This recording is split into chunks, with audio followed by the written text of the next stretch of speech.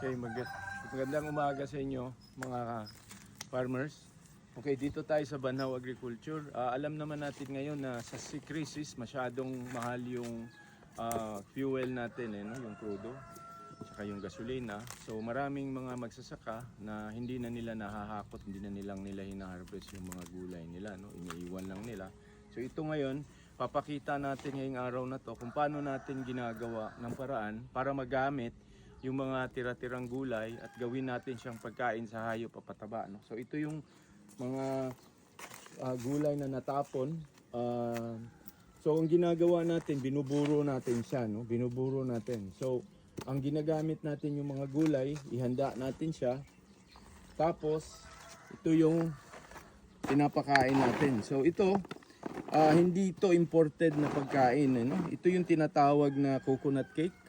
Okay, so yung mga factory natin na gumagamit ng mga kupra, pag gumagawa sila ng coconut oil, ito yung lumalabas. Ito yung cake na to. So ito, hihalo natin siya sa mga gulay at prutas na and then tapos isprehan natin siya ng inoculant para hindi siya masira at pwede na natin siya ngayong ipakain sa hayop. Hinahaluan din natin ng darak, no? So itong darak, marami to sa Pilipinas. Natutulungan natin yung mga magsasaka kasi ito yung ano to ng palay, no? Pag ginigiling nila yung palay, ito yung lumalabas. So ngayon, pakita natin paano ginagawa ito. Okay, so ito, habang nilalagay yung gulay, inisprehan natin ng inoculant, no? So yung inoculant, nabuburo niya yung mga gulay habang hinahalo natin siya sa coconut cake. Ito yung coconut cake, no? Tsaka darak, no? Inisprehan natin siya and then tinutulak natin para walang hangin. So ang nangyayari dito, kahit tumagal to ng ilang linggo, hindi siya nasisira. So lalo siyang nagiging magandang pagkain para sa mga hayop. Okay, so pakita natin sa inyo. Ito na yung isang linggo na ginawa namin. Makikita nyo siya, halos green pa rin yung mga gulay, no? So ipapakain natin siya ngayon sa baboy natin. Okay, go.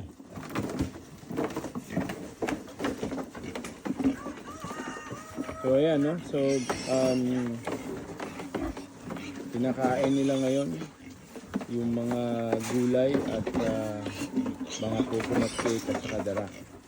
So hindi natin dapat itapon ito, yung mga gulay na to, kasi marami tayong pwedeng gawin ito.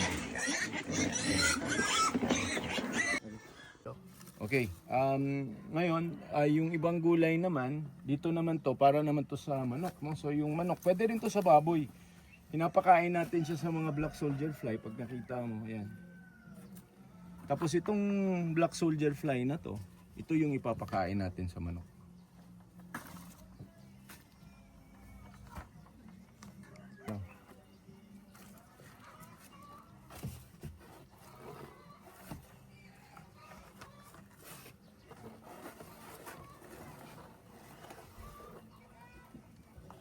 Okay, so ngayon yung black soldier fly natin, papakain natin sa mga manok, no?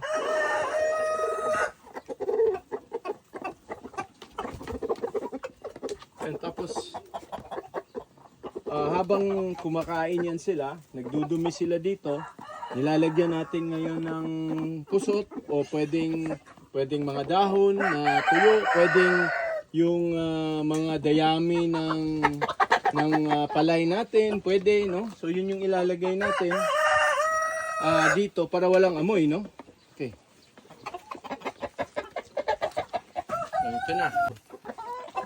Ngayon makita nga yun.